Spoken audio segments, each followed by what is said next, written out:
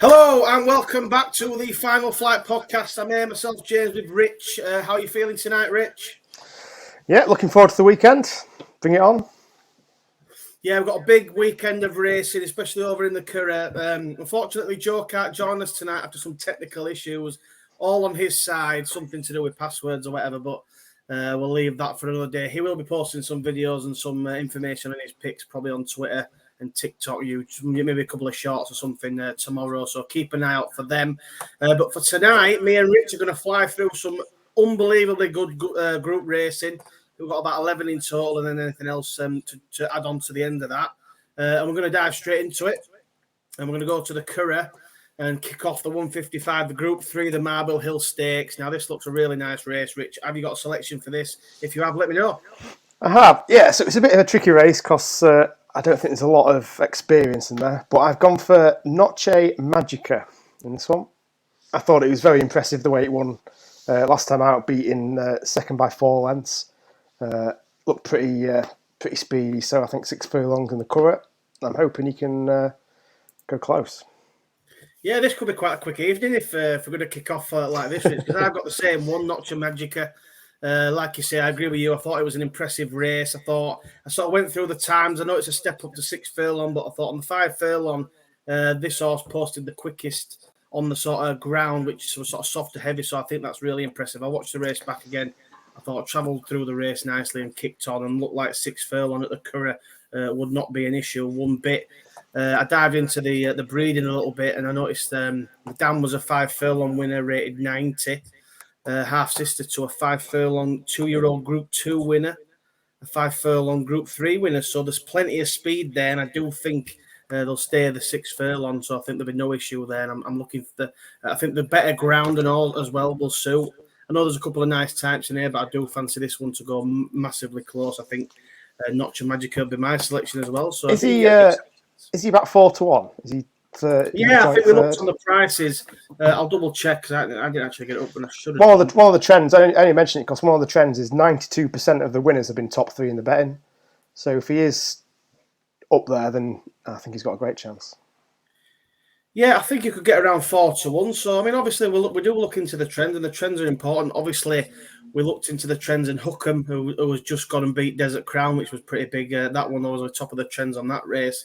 Just be interesting to see what sort of way we'd take the price from, but I think Noche Magica at 4-1 is a great pick. I think I'll just double check the price now. It's SP, so I don't know, but yeah, I think they were looking at 4-1 for that selection. So I'm happy with that one, Rich. To go with the same with you. Happy days. Happy days. Right, the next one, the 230, the Group 2, the Greenlands Stakes. We've got some nice horses in here. We've got a previous winner. For the trends and Garrus. Are you with Garrus or are you against? What are you picking? No, my pick is Garrus.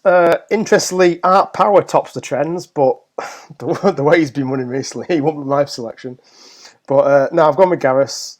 Former, I think, did we tip him up last time? Or he's definitely top 3 in the trends. Yeah, we mentioned him through our trend sheet, I think, and he come out and won at a nice price. It was around 9-1, so be interested to see if they can back it up. Yeah, it was a nice one. I mean, he beat a former champion sprinter, Creative Force, who unfortunately broke down at York. But second was Comanche Falls, who also ran at York, and he finished 3rd last week in the Group 2, where Marshman finished 5th. He was well backed into favourite on that occasion. We were there, weren't we? Oh, no, we weren't there for the Wednesday. Oh, yeah. I was piling into Marshman and he absolutely bombed out.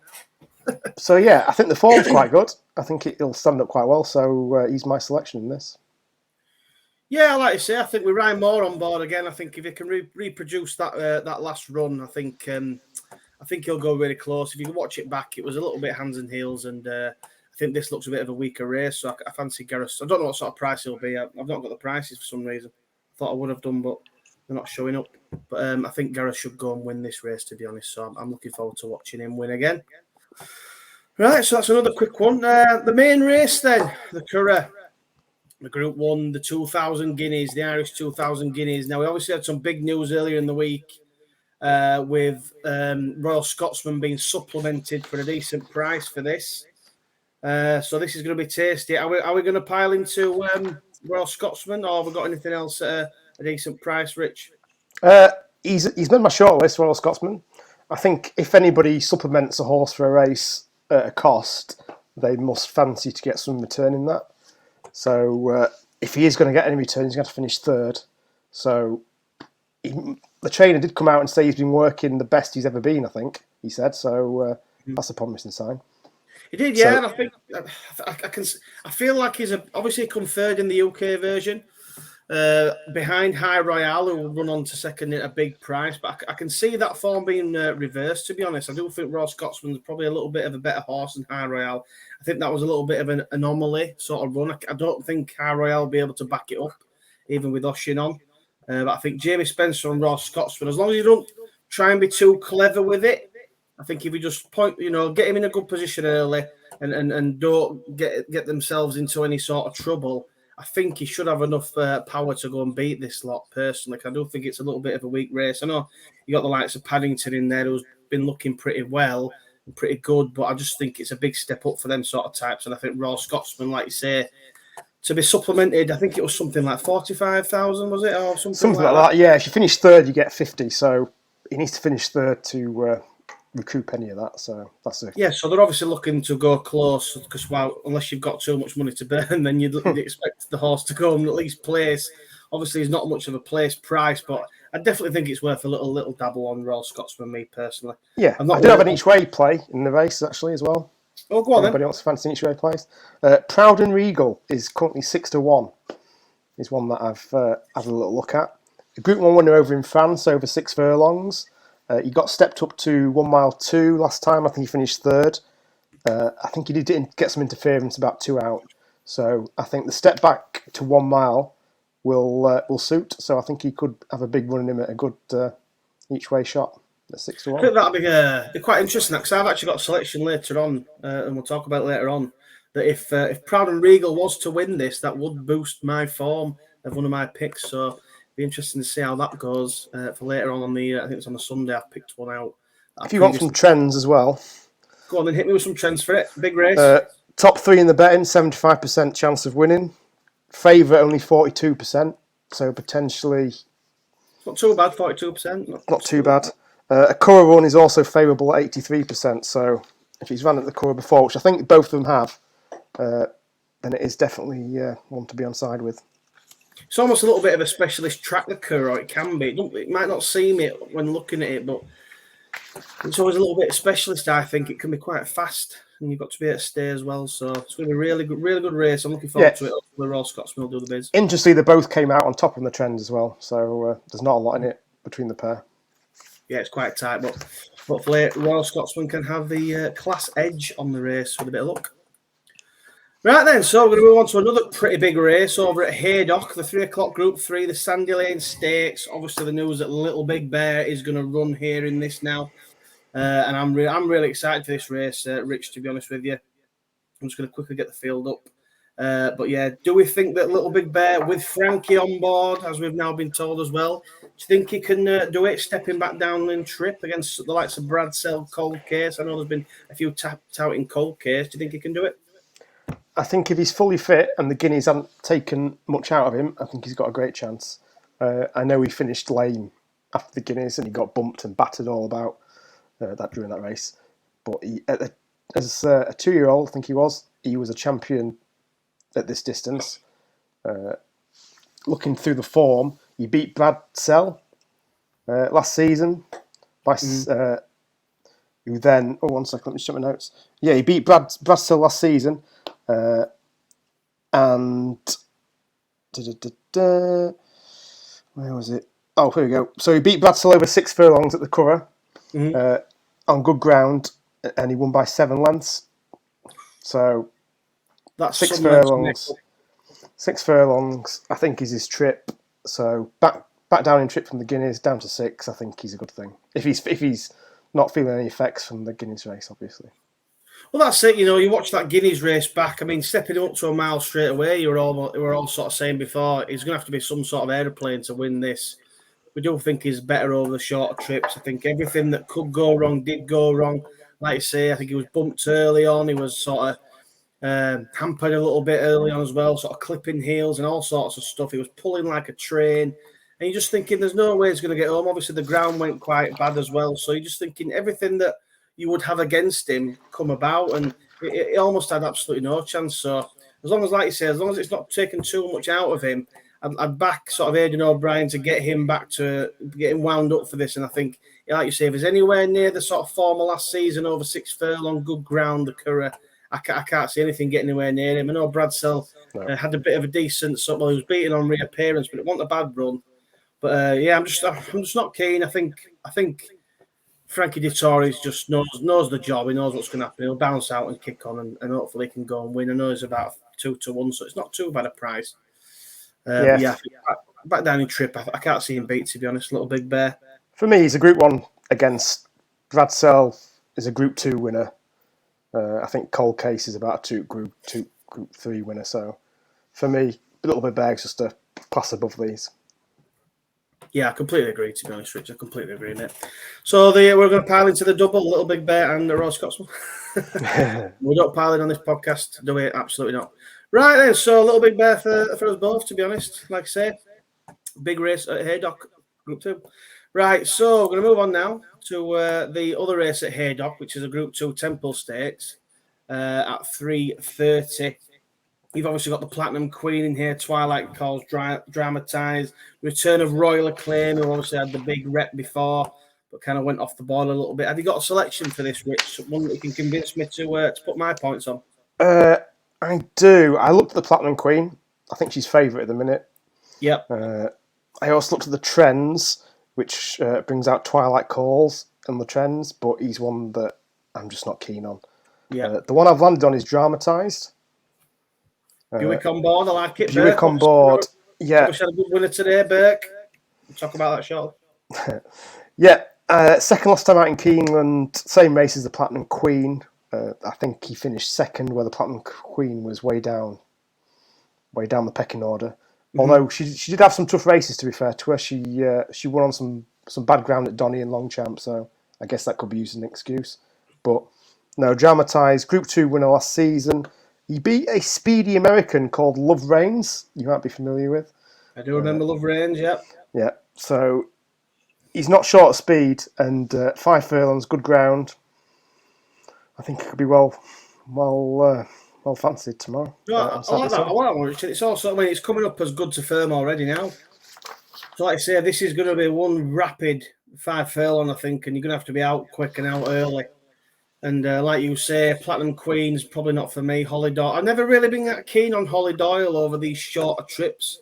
I like her when she's sort of hitting the mile trips, but when you come down to sort of 5 furlong, I'm not too keen myself. Nothing against her, obviously, she's a fantastic jockey, but I do think Dramatised with William Buick on will be my sort of selection as well. And I would like to see Royal Acclaim run well again.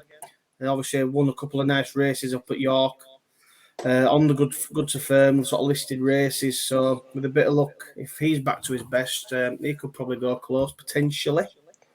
The only thing against Dramatised and the Platinum Queen is one of the trends is that the winners are aged 4 to 5, have been 73%, and I think both of them are only 3-year-olds currently. So that's the only downside I can see to Dramatised. Yeah, I suppose that is. But I'm looking at this now. Is there a weight? There's some sort of weight allowance here because I can see Dramatised is off 8 stone 9. The likes of Twilight Calls 9 stone 6. Platinum, a handicap, sorry. No, it's not a handicap. It's Group 2. Sorry. It probably will be an age allowance. So yeah, I'm thinking, like I say, William Buick bounce him out. Speedy type. Is there a trend? Is the trends has anything for a previous run or an early run, or does it matter? There is a trend, but I've not got it down as a top trend.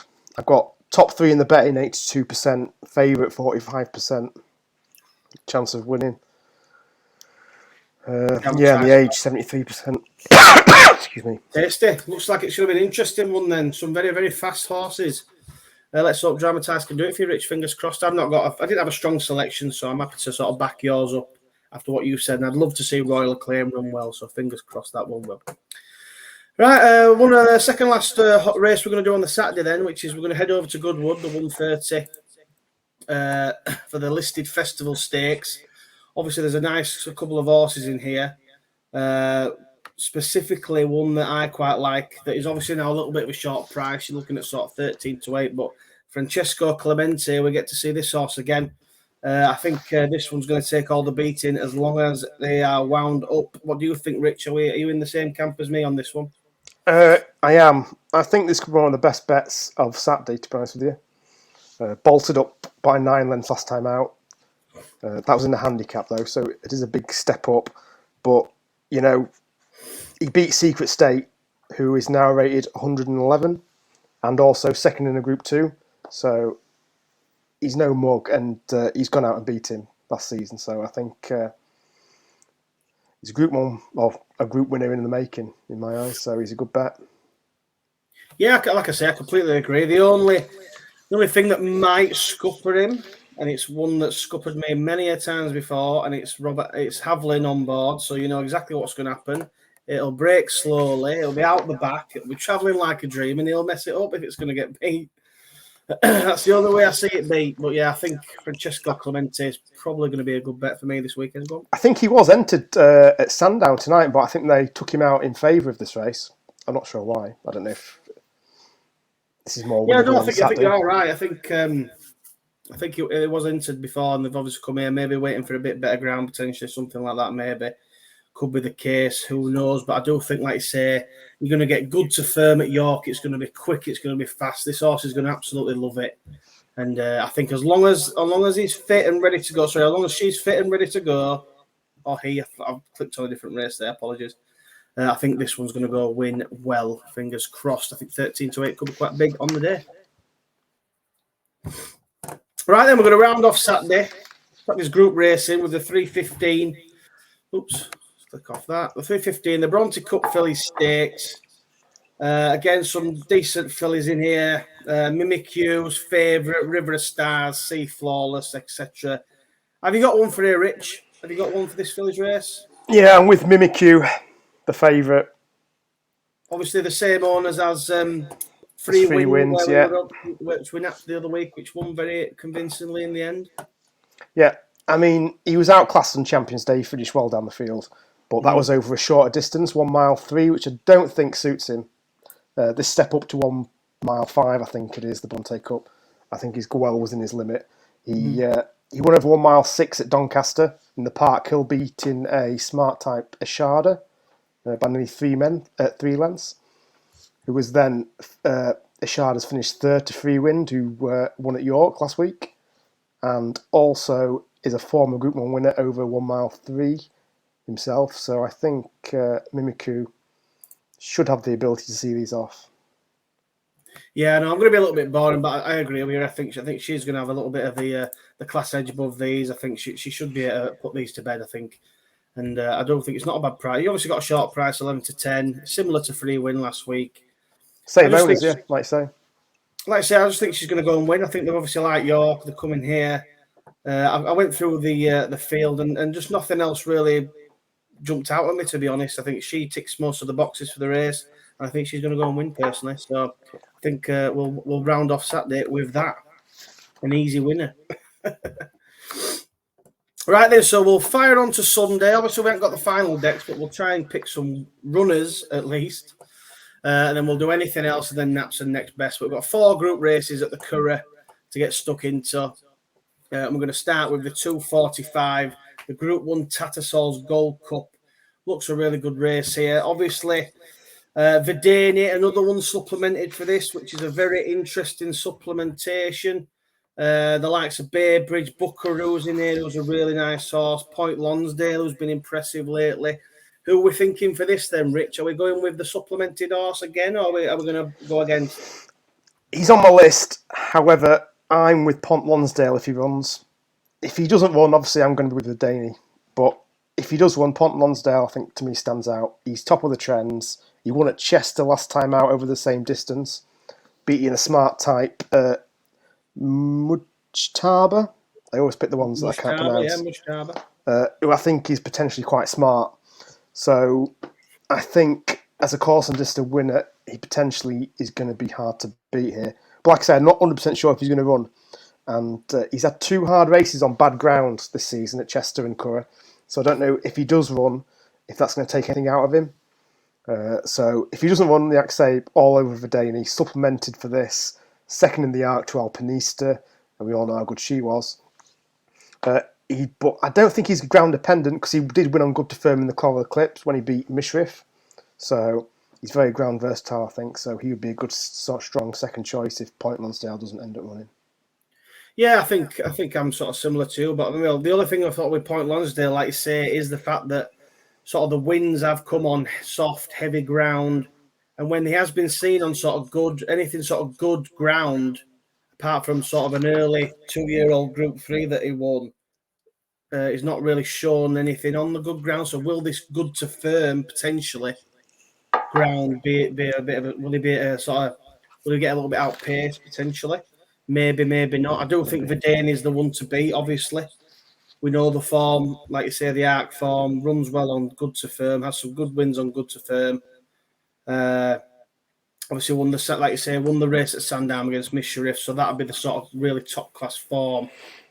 Obviously reappeared at Longchamp, very soft ground. I wouldn't say bombed out, sort of ran a decent race, but I just think it looked like a bit of a pipe opener. And now they've come here to supplement for this. I do think Verdane's going to take all the beating. Whether there'll be any sort of price, I don't know. You'd like to think they'll probably go off short, but there's not really anything else. Buckaroo's obviously a really good horse, but again, not sure about the ground. So his last win was on heavy ground. So I think again, I'm probably going to just land on Verdane. To be honest, I think that horse is going to be the one to beat personally, and I think it's going to be really good ground at the Curragh on Sunday. So yeah, one of the trends to look out for, top 3 in the betting is 100%. So if any of those two are top 3 in the betting, then it's got a great chance. Yeah, I think it's a bit of a top 3 in the betting weekend sort of thing, isn't it? It's turning out to be so far. Right then, so that's a good one for that one then. We'll move on to the 3:15 before we go to the main race on the Sunday. The Lanwades Stud Stakes. I don't even know how to pronounce that, but it's a 3:15 on Sunday. You've got some nice horses in here. Myself, I've not actually got a selection for this. I know there's a couple doubly entered in this, but the only one that really sticks out to me is maybe one like Jumbly's, obviously a good horse. Have you got a selection in this race, Rich? I've picked one out. Like you say, it's very tough to see who's going to run, but I've gone for Honey Girl in this. Finished third over a mile up at Leopardstown in bad ground, I think it was. So this step up to a mile. Let me start again. Unbeaten over 7 furlongs, should I say, in bad ground. So the step up to a mile should be within his range, as I thought. So a bit of a sounder surface should make him see out the trip to a mile. So I've gone with Honey Girl. Yeah, no, that's fair. Like I say, some of these races are quite tough because there's a couple doubly entered. We're not sure who's going to run, but it's one of them where if I'm there on the day, I'm seeing what the market's saying. I'm thinking, what do I want to? I'll probably take a favourite on in these type of races. So if there's any sort of short price favourite, I'll probably take it on, unless it's Honey Girl, in which I will back Honey Girl because that's your selection. The only one that jumps out to me maybe is Jumbly, who looked quite good, winning on good to firm. It was a Group 3 at Ascot. Only won by nose, but it was a decent run. That's probably my only selection. But again, coming off a long layoff there, which I know some of these are. But yeah, maybe one to take on. Pick one that's had a run potentially, like Honey Girl's obviously had a run. That'd probably be my sort of thoughts on this race, to be honest with you. It's one of them I've not really got stuck into. But yeah, let's go with Honey Girl then. Right then, the main race on the Sunday, the Group 1, 1,000 guineas, the 350. Another one where, unfortunately, we do have a short price favourite in here, which is Tahira, who obviously comes second in the UK version of this. Is it just a formality? Is she going to go win again? Is she going to go win this easily? Or? No. I was against her in the 1,000 UK version. I'm against her here now. Ooh, they did pull a long way clear with Marge, who you actually tipped up off the trends and stuff. Where is it? The hat? The Godolphin cap was bought on the back of Marge. No, so I'm with one Joe really fancied for the UK version, and that's Meditate. If she runs. Are we forgiving that last run? Yeah, so she finished 6th in the UK version, but that was on soft ground. I don't think she likes soft. She needs good to firm, solid ground. All the best form has been on good ground. So when it turned soft, it completely writ her chances off. So yeah, she finished 6th in the same race. How do you say it? Tahira finished 2nd to Morge, like you say. But I think these two are completely polar opposites. Like Tahira needs the soft ground, and Morge needs the fast ground. I'm quite shocked to see that Tahira is going to be running here because I'm sure the trainer said in the UK version that she would only be running in the 1,000 Guineas at Newmarket if the ground turned soft, if the rain came, which obviously it did. And I don't think they're going to get as much rain to turn it soft on Saturday as if they wanted for the UK version. So I'm a bit stumped as if to why they're running. So yeah, I've gone for Meditate. So all the best forms come on good ground. So was a winner over 1 mile in Keeneland, good to firm. So I think she's going to be a lot closer in this sort of race and potentially should be winning it. Yeah, to be honest, I mean, I've got 2 on my sort of checklist, and one of them is Meditate. I do think she's got a good chance of bouncing back in this. Like you say, I'm a bit stumped with the Tahira situation. I'm surprised that she's such short. Obviously, I can see why she's short in the betting due to obviously the running the UK 1,000 Guineas. But again, the ground must be a massive question mark against her. It's going to be good. I can't see any rain forecast, so the question will be, is she going to run? If she doesn't run, it's going to blow this market wide open. So if you do fancy one against her, I think it's definitely worth getting on now, sort of anti-post if you can, before that potentially happens. But my only other one is, I mean, obviously we'll see where. It'll be interesting to see where Ryan Moore's going to land on one of these. Obviously, you'd like to think he'll be on the best one. But the one I quite like is Never Ending Story. Again for Aidan O'Brien. Now, if she runs, I'm interested in her because she come 5th over at Longchamp after winning the 1,000 Guineas trial, which she won pretty impressively. Again, was on heavy ground. Sort of Matilda Picotto, who run well in the Guineas, who obviously come out and won after. So that was a good run on heavy. She's then gone over to Longchamp and come 5th. But to Lou Rosen, who obviously we know how good a horse that one is.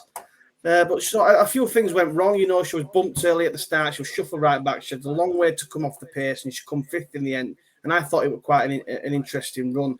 And I'm not going to write her off. I think she wants to be on better ground. She's got some good early in her career wins on good ground. So I don't think the ground will be an issue.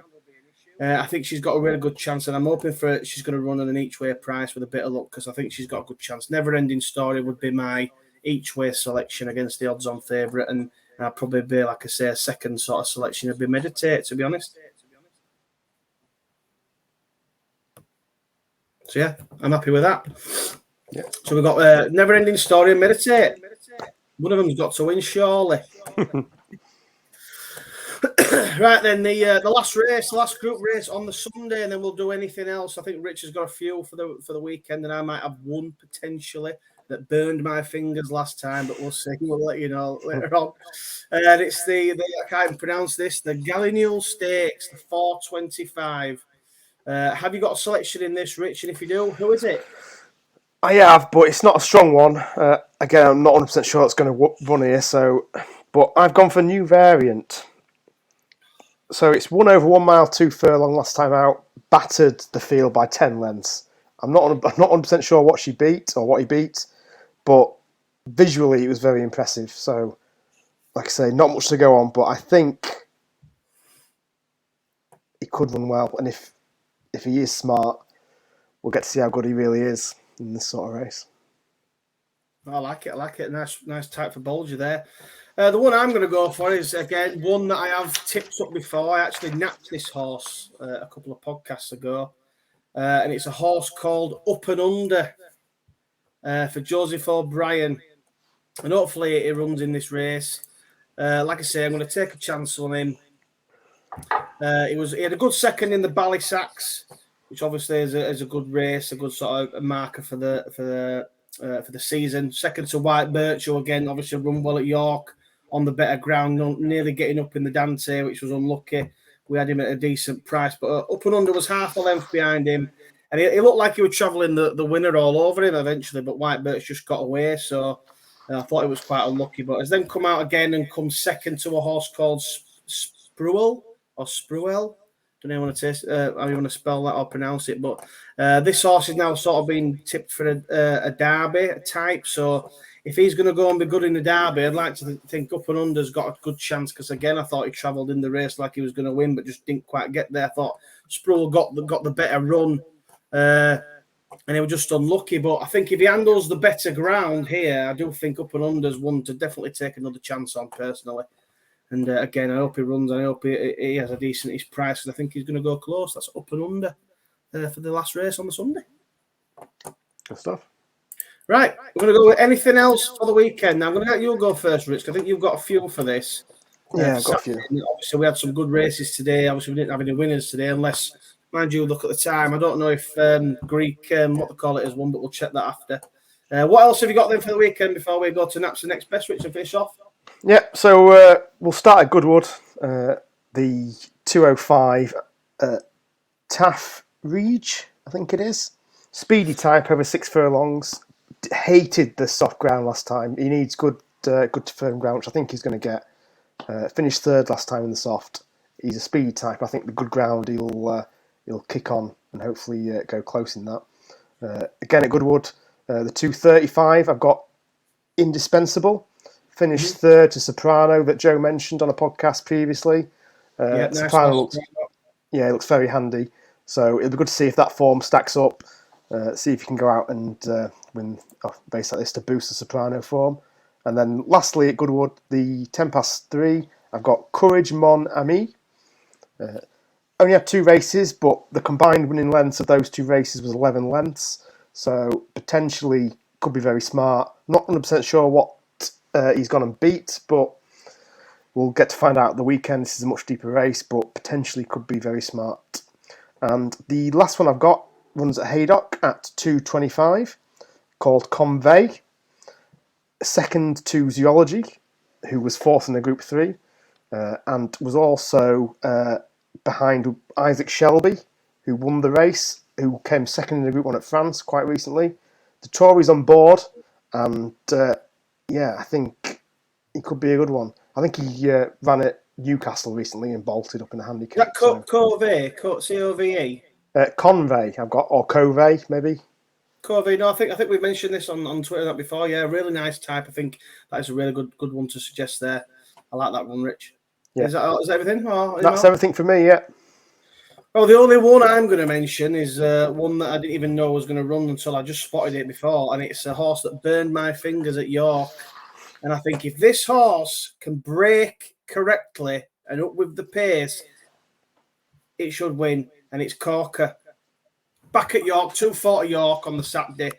If this horse is going to run, I can't. It's got to win. It's got a claimer on this time, £3 claimer. So that's the only issue. But I do think if it breaks well, it has to go close. I mean, I will be back in Corker because I like a cliff horse. Whether I get beat 10 times, there'll be that one time. Very unlucky at York. He came storming down the rail, didn't he? I thought he was going to get there, but he did. Yeah, he broke terribly. Like I said, he was out the back. I didn't think he was going to be in it whatsoever, and he just suddenly grew wings and come up the inside rail and right in front of his eyes. I thought he was going to get there and just got denied near the end. It was an unlucky run. I think if repeating that with a little bit of a better break, I think it'll go massively close. Yeah, good shout. Right then, Rich, we'll finish on our naps and next best. Well, we'll do next best and then naps. So what's your next best for the weekend? My next best is going to be Meditate in the 1,000 guineas. Love it. I think it's got a great chance. Sweet. I like it. My next best is I'm going to go with Little Big Bear. I think if he's back to his best, if he's ready to rock and roll, I think he's going to absolutely dot up. I think Little Big Bear for me. And your nap for the weekend. My nap is going to be Francesco Clement at Goodwood. I think we have a big nap of the weekend here, everybody. We have both of us napping the same horse. Francesco Clemente is going to absolutely dot up. Fingers crossed. We'll definitely put a few of these picks up, obviously, on Twitter and things like that. Joe will add his selections at some point as well, so make sure you jump on there to see the picks. A quick mention on a couple of the races today. Obviously, Elite Status absolutely bolted up in the 5 furlong race, beating our selection Blue Stormer. We thought form was rock solid. Obviously, form at 2-year-old means nothing. That horse is going to take some beating at Royal Ascot, don't you think? In the is it the Nunthorpe, the one maybe where looks like a good thing to me. Absolutely bolted up. Yeah, it's demolished that field. A very good looking field of all previous winners near enough, and that's a very impressive horse. I'll be shocked if that gets beat at Ascot. Something's going to have to be an aeroplane to beat that. But no, it's been a good day overall and a good week so far. So fingers crossed we can take the form into the weekend, Rich, and get some winners. Yeah, and not long before the Derby.